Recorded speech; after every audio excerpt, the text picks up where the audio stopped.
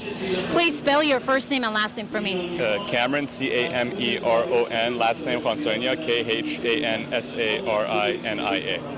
I'm truly a fan of your work and your words, not just when you speak Persian, but also when you speak English. That's why I'm doing this interview in English, because I want most of the English speakers to understand what is it that you've done, what is it that you're trying to communicate to the Iranians. Tell me a little bit about the Mahsa Act, what happened last week, quickly. Sure. So Nufti is a non-profit, non-partisan Iranian-American organization. We're based in Washington, and our goal is to engage and mobilize Iranian-Americans to advance a U.S. policy towards Iran based on human rights and democracy. One of the projects we've been working on, along with Iranian-American grassroots activists across the country, is the Mahsa Act. So that law was introduced last year, came back again in this year's Congress, and it just passed the U.S. House of Representatives 410-3. So only 3 people voted against it in the entire U.S. House of Representatives. Now, what this law does is it sanctions Ali Khamenei and Ibrahim Raisi for human rights violations. It's the first law of its kind, and on the anniversary of Mahsa's murder, her name is about to be in U.S. law. It still has to pass the U.S. Senate and have President Biden sign it, but we're well on our way to changing U.S. policy, and this is just the beginning as far as we see it. How can we stop or do anything to delay the $6 billion plus the already proven to be guilty criminals that the U.S. is about to hand over to Iran? Unfortunately, that's very difficult. There's a lot that we can do in the Congress because there are 500 members between the House and the Senate. In the White House, it's much more difficult because you have an audience of one, and that's President Biden. And President Biden has made it pretty clear that his policy is to appease the Islamic Republic. So I want to be honest with people and say that it's going to be very difficult to prevent that because the Biden administration has showed that it wants to just re-implement the Obama administration policies of appeasing this administration, this regime. Now, that doesn't mean that we don't try. We believe in Nufti and the power of talking to everybody, Republicans, Democrats, independents, and we have to. So we're going to continue to try and stop. I think Iranian Americans have done a great job in raising their voice in opposition to this deal, but it's going to be difficult. We can try, but it's going to be tough. Thank you so much for the interview. Do you have any message for the Iranians inside or outside of Iran? To Iranians outside, all I can say is keep up the work that you're doing. Iranian Americans are more engaged than ever. They lie and they say that there's disunity, we can't work together. That's all fake news. Iranians are more united than ever outside of the country. They're working together on tangible projects. And to Iranians inside the country, we're with you, we're thinking of you, we're doing all of this because it's the least that we can do when you're sacrificing your lives. We're simply taking some time out of our day to try and be a voice for you. That's it. Thank you so much for the interview. Okay, I'm sorry, you got to repeat. Former Ambassador to Germany and former Acting Director of National Intelligence for the U.S. Awesome. All right. Sir, I would like to ask you about the Iran-U.S. deal. What are your thoughts about it, and how do you feel about it? Well, look, I worked in the Trump administration. I was Ambassador to Germany and Acting Director of National Intelligence, and we made Iran sanctions one of the top priorities. As Ambassador in Germany, I was every single day trying to tell German businesses that they have a choice. You can either do business with Iran or you can do business with the United States, but you cannot do business with both. And we think it's really important that this Islamic, crazy, radical regime inside Iran, which is abusing the Iranian people, the incredible history and love that these people have, just the poetry, the literature from the people of Iran is being crushed. And the world is less because of it. And I'm outraged that our government, under Joe Biden, on the same week that we're trying to honor Mahsa and women and human rights, the same week Joe Biden turns around and gives this crazy radical regime $6 billion. That is funding more terrorism, more centrifuges, more drones in Ukraine. If you want to do something about Ukraine, you shouldn't be giving this Islamic crazy regime $6 billion. There's going to be more gays pushed off buildings. There's going to be more Mahsas in the street killed. There's going to be more systematic abuses because Joe Biden and the Democrats are doing this. I think it's outrageous that we would have people like Adam Schiff who would come send somebody here to read a statement about how outraged he is about human rights abuses, but stay silent while the leader of his party is giving $6 billion. We're not stupid. You don't get to play us for fools. You don't get to say you're for something when you don't speak up, when $6 billion is going to fund more abuses and terrorism. How do you think we need to communicate that? I'm sure they know about it. The current regime knows that this is the outcome of giving them $6 billion and already proven to be guilty prisoners from U.S. back to Iran. How do you think, I mean, they already know about this, but how can we make them react the way we want them to react? Because right now they're not reacting. Well, first of all, you have a voice. If you live in America, if you're an American, you have a voice. And you have to use that voice. And you have to be smart about it. You can't be duped. You can't be duped by people who say, I'm with you and I'm fighting for you. And then you see them totally silent as they're funding the very thing that they say that they're against. So what I would say is to anyone who cares about the people of Iran, whether you're an Iranian American, whether you're just a boy born in Michigan, who's never been to Iran but is on the Iranian sanctions list because they say I promote homosexuality. For people like us who care about these abuses, you got to stop voting for these Democrats. I'm sorry. It's a partisan statement, but it is the truth.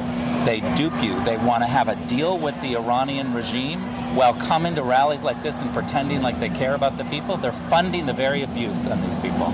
I personally believe that the Iranians need to start registering to vote and actually do their due diligence to know who to vote for, when to vote, and actually get up and go and vote.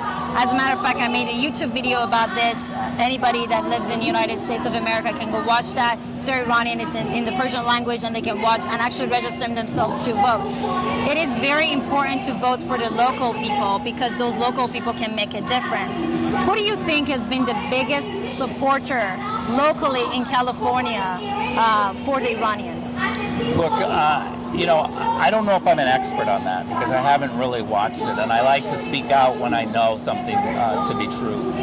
What I would say is that we all have a responsibility to do a little work before you vote. You can't just vote for a party. You got to do the homework. You got to figure out, did they just go and say some nice words like politicians do? If you fall for that, you're duped. You're being duped. And what I would say is follow through and see what their votes are. It's very hard. It's not easy. And anyone who's looking for a microwave moment to vote of 5 seconds to put it in and figure it out, I'm sorry to tell you, it's going to take a little more than that. Thank you so much. Do you have any messages for the Iranians, whether inside or outside of Iran? I think I help run an organization that tries to get gay people inside Iran out. We have a whole system that we do that, and we work very hard. And if I can give a shout out to Outspoken Middle East, which is our organization that makes clear to the people inside Iran and other places where we're in Pashtun and we're in Farsi.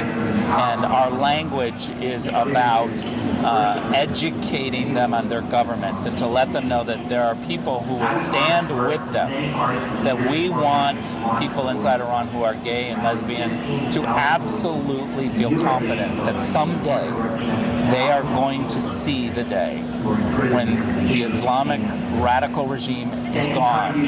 I'll be able to visit Tehran. I will be able to stand with them. And I believe that that day is coming. Be strong. And for the rest of us who live in America, we need a strong American voice.